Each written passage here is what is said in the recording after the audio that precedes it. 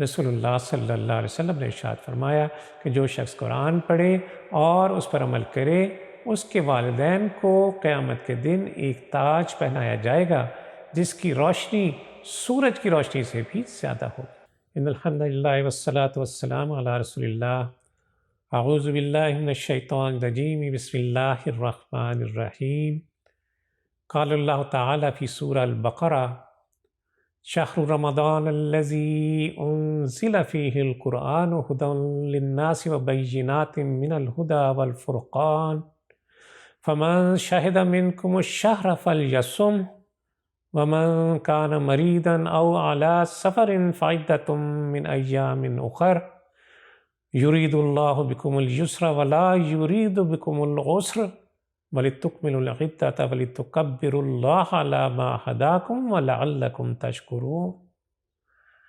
رمضان وہ مہینہ ہے جس میں قرآن نازل کیا گیا جو انسانوں کے لیے سراسر ہدایت ہے اور ایسی واضح تعلیمات پر مشتمل ہے جو راہ راست دکھانے والی ہیں، جو حق اور باطل کا فرق کھول کر رکھ دینے والی ہیں۔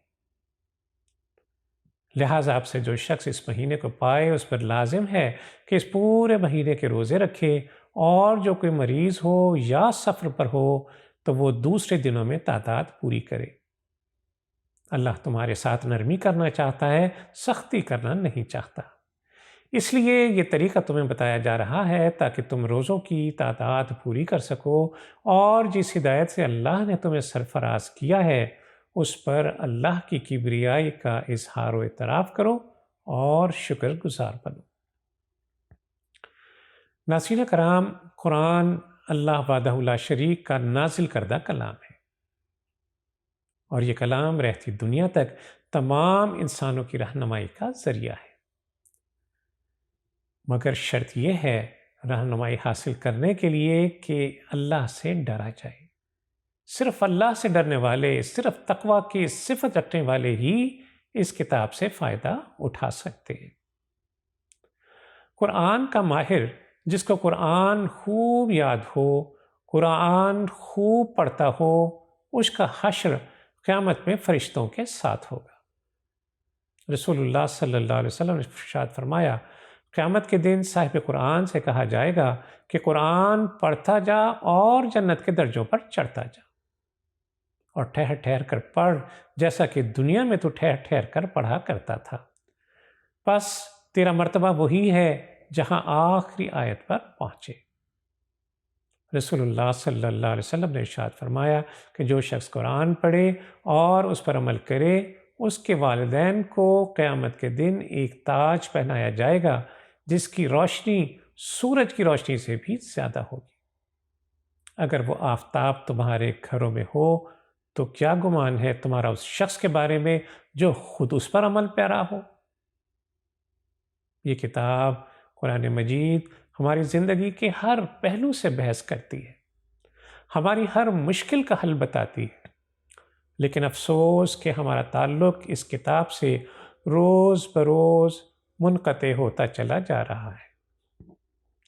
یہ کتاب جزدانوں میں قید ہو کر رہ گئی ہے، نہ تلاوت ہے، نہ تدبر ہے، اور نہ ہی اس کے احکامات پر عمل۔ آج کا مسلمان دنیا کی دوڑ میں اس طرح گم ہو گیا ہے کہ قرآن کریم کے احکام و مسائل کو سمجھنا تو درکنار، اس کی تلاوت کے لیے بھی اس کے پاس وقت نہیں ہے۔ آج ہماری نظر صرف اور صرف اس عارضی دنیا اور اس کے آرام و آسائش پر ہے۔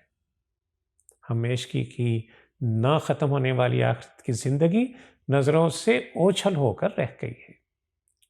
دنیاوی ترقی کے ہر طرح کے علوم سیکھنا اور انہیں حاصل کرنے کے لیے مال خرچ کرنا، وقت کی قربانیاں دینا آسان ہے، لیکن کلام اللہ کو سیکھنے کے لیے ہمارے پاس نہ تو وقت ہے اور نہ ہی ہمارے دلوں میں اس کی کوئی خاص قدر۔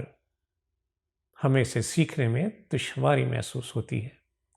یہ راہ ہدایت کا منبع افسوس آج ہماری اولین ترجیح نہیں ہے۔ بھائیو، قرآن کی قدر و قیمت پہچانی جائے۔